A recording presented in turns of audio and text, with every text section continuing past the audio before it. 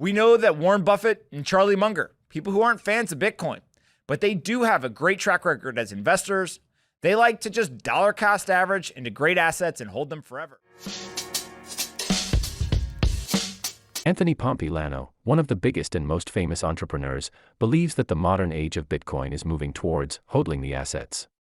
He has presented his viewpoint about what the Federal Reserve is doing to deal this superinflation period. When looking into long-term, inflation has caused more damage to average American family than any other thing. Let's see what Anthony believes for the Bitcoin position in 2023. Before moving ahead, make sure to hit the like, share, and subscribe button and share it with your friends. Bitcoin starting off the year pretty flat, and that actually might be a good thing. If we go all the way back to November of 2021, Bitcoin hit an all-time high of $69,000. Nice. And then it proceeded to fall 75%. That's where it sits today. But if you actually think about the last couple of months in this industry, we have seen blow up after blow up after blow up. And there's been all sorts of carnage, chaos, uncertainty, and lots of the legacy, finance, and tech industry leaving and saying, I'm done with that. Well, if Bitcoin just continued to hold around $15,000 or $16,000, that actually shows a great deal of strength. We know that Bitcoin is just over $300 billion market cap, and we also can see that 90% of the supply has been issued into circulation. And so if so many people, over 65% of Bitcoiners, are just holding on to their Bitcoin, they're not moving those coins that are actually sitting out there in circulation, that means that it's an illiquid asset, and there's not that much price elasticity. So naturally, Bitcoin going sideways, although there's tons of bad news, is somewhat kind of a sign of strength in a weird way. And so then we can go ahead and we can look forward. In 2023, what should we expect? Well, we know that inflation continues to be at over 7% in the United States, and high inflation is persisting around the world.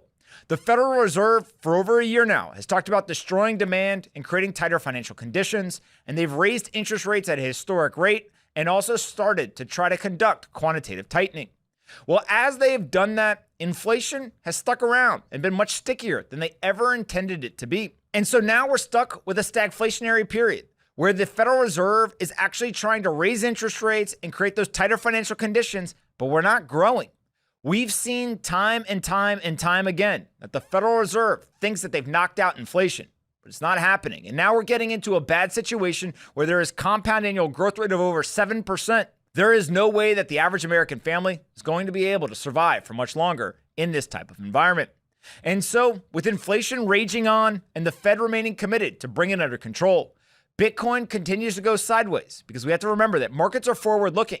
Bitcoin ran aggressively, hundreds of percent before inflation hit. And then when investors saw that the Fed was going to try to destroy demand and bring inflation under control, Bitcoin's price fell aggressively as well.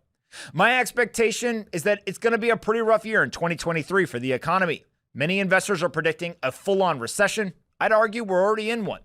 And if the Fed continues to create those tighter financial conditions and they don't pivot back to loose monetary policy, it wouldn't surprise me if Bitcoin just kind of goes sideways for the year. Now, I'm not much for Bitcoin predictions anymore, and I tend to think that the average investor is simply going to keep dollar cost averaging into whatever their favorite asset is. We know that Warren Buffett and Charlie Munger, people who aren't fans of Bitcoin, but they do have a great track record as investors. They like to just dollar cost average into great assets and hold them forever. Well, the modern age, we simply call that hodling. And that's what a lot of Bitcoiners do. And so